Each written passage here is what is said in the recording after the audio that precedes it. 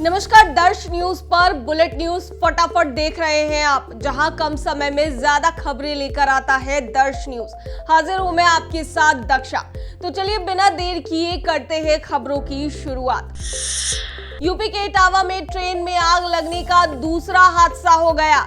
दिल्ली से सहरसा जाने वाली वैशाली एक्सप्रेस ट्रेन में आग लग गई। आग ट्रेन की S6 बोगी में लगी। इस हादसे में 19 लोग घायल हो गए, जिन्हें इलाज के लिए सैफई अस्पताल में भर्ती कराया गया। ट्रेन में आग से यात्रियों में हड़कंप मच गया। मौके पर पहुंची दमकल की टीम ने आग पर काबू पाया। पिछले 12 घंटों में ट्रेन में आग लगने की ये दूसरी घटना है। छठ पूजा के लिए घर जा रहे यात्रियों में इन घटनाओं के चलते डर का माहौल है।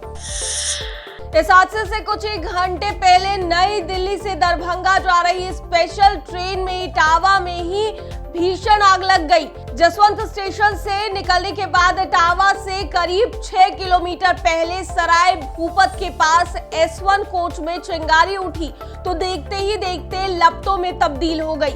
S1 सहित उससे जुड़े अन्य कोचों में आग के कारण भगदड़ मच गई और यात्रियों ने कूदकर जान बचाने की कोशिश की। ट्रेन के 2 कोच जलकर खाक हो गए। घायलों को इलाज के लिए अस्पताल में भर्ती करवाया गया है और मामले की जांच शुरू कर दी गई है। बिहार के मुख्यमंत्री नीतीश कुमार ने एक बार फिर भरे मन से आरजेडी पर तंज के तीर चलाए हैं। उन्होंने अपने सहयोगी लालू प्रसाद यादव के शासनकाल पर एक बार फिर हमला बोला है। नीतीश ने लालू राज की तुलना करते हुए कहा है कि अब जितना भी काम हुआ है वो सब मेरा है, सब मैंने किया है।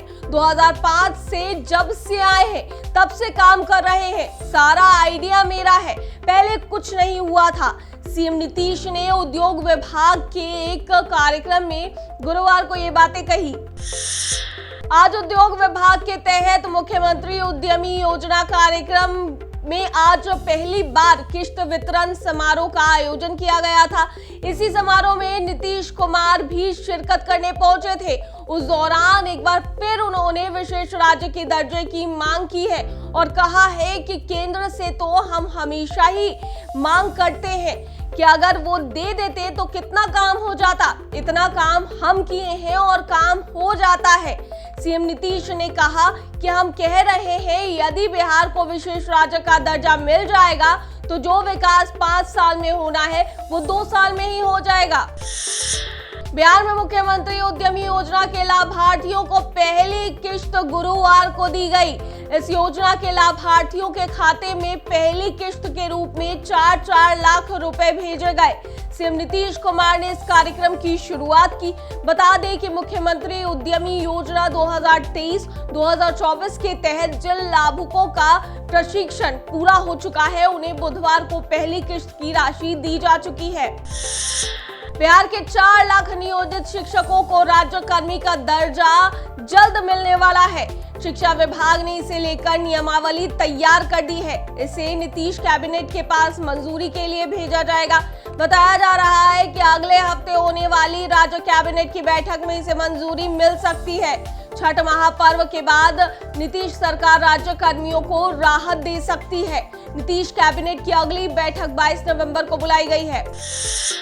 आरजेडी सुप्रीमो लालू प्रसाद यादव गुरुवार को पटना से कोलकाता के लिए रवाना हो गए। इस दौरान उनके बेटे एवं बिहार के डिप्टी सीएम तेजस्वी यादव भी साथ हैं। बताया जा रहा है कि दोनों पश्चिम बंगाल की मुख्यमंत्री ममता बनर्जी के भतीजे की शादी समारोह में शिरकत करेंगे। पटना एयरपोर्ट पर मीडिया से बातचीत में तेजस्वी यादव ने बीजेपी पर हमला बोला।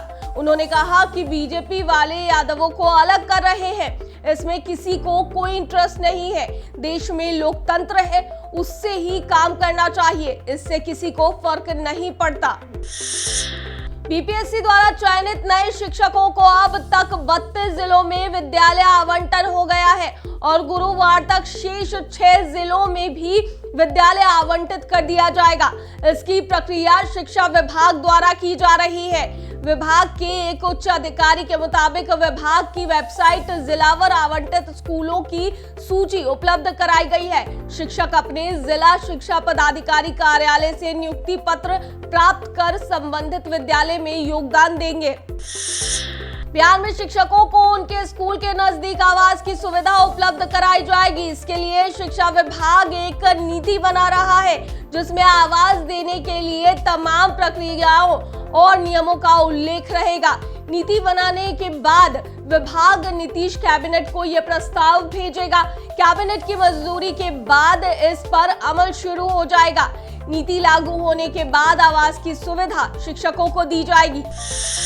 नए साल में बिहार के बिजली उपभोक्ताओं को महंगाई का झटका लग सकता है। नए वित्तीय वर्ष यानी अप्रैल 2024 से बिहार में बिजली 4.38% महंगी हो सकती है। बिजली कंपनियों की ओर से बिहार विद्युत विनियामक आयोग के समक्ष इससे संबंधित याचिका सौंपी गई। बीते कई सालों की तर्ज पर इस बार भी कंपनी ने अनुदान रहित याचिका दायर किया है। कंपनी ने फिक्स चार्ज में कोई वृद्धि नहीं करने का प्रस्ताव दिया है। हालांकि विनियामक आयोग कंपनी की याचिका पर जन सुनवाई के बाद ही नई दर तय करेगा। बिहार में लोक आस्था के पर्व छठ महापर्व की शुरुआत शुक्रवार से की जाएगी। नहाय खाए के साथ 4 दिवसीय छठ पूजा पर्व शुरू होगा। इससे पहले बाजारों में भारी भीड़ देखी जा रही है। लोग कपड़े, फल एवं पूजा के अन्य सामानों की जमकर खरीदारी कर रहे हैं। फलों की डिमांड बढ़ने से इनका दाम भी जो है वो बढ़ चुका है। दामों में भी इजाफा हो चुका है और बाजार गुलजार होने से दुकानदार के चेहरे पर भी रौनक आ गई है। लगभग सभी जगहों पर छठ घाट तैयार कर लिए गए हैं। त्योहार को देखते हुए पुलिस और प्रशासन की ओर से सुरक्षा के पुख्ता इंतजाम किए गए हैं। उधर झारखंड में 21 नवंबर को राष्ट्रपति द्रौपदी मुर्मू द्वारा बादाम पहाड़ से टाटानगर, शालीमार व राउरकेला के लिए नई ट्रेनों का उद्घाटन किया जाएगा, जिसमें रेल मंत्री अश्विनी वैष्णव और railway board chairman Jaya Verma Sinha शिरकत करेंगी। दक्षिण पूर्व जोन नई ट्रेनों के उद्घाटन समारोह को यादगार बनाना चाहता है, क्योंकि राष्ट्रपति द्रौपदी मुर्मू द्वारा अमृत भारत स्कीम के तहत बादाम पहाड़ स्टेशन विकास की आधारशिला भी रखी जाएगी। अब खबर खेल जगत की। वर्ल्ड कप 2023 के दूसरे सेमीफाइनल में साउथ अफ्रीका और ऑस्ट्रेलिया की भिड़ंत कोलकाता के ईडन गार्डन में हो रही है। साउथ अफ्रीका टीम के कप्तान तेम्बा बामुमा ने टॉस जीतकर बल्लेबाजी का फैसला किया है। लक्ष्य का पीछा करते हुए टीम का प्रदर्शन अच्छा नहीं रहा है। इस कारण बारिश की संभावना के बाद भी अफ्रीका ने टॉस जीतकर बल्लेबाजी का फैसला किया है। मैच के लिए रिजर्व डे भी रखा गया है। यह मैच जीतने वाली टीम फाइनल में भारत से भिड़ेगी।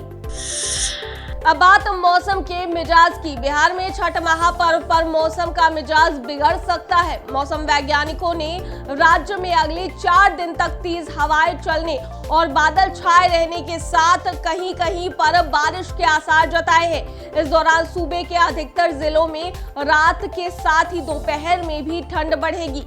अधिकतम तापमान के 3 डिग्री सेल्सियस तक गिरने के आसार है। दूसरी ओर पटना समेत अन्य शहरों में हवा की गुणवत्ता खराब स्थिति में है। पटना में AQI 400 के ऊपर बढ़ा हुआ है, जो कि खतरनाक श्रेणी में है। तो ये थी अब तक की प्रमुख खबरें। बने रहिए इसी तरह से दर्श न्यूज पर। धन्यवाद।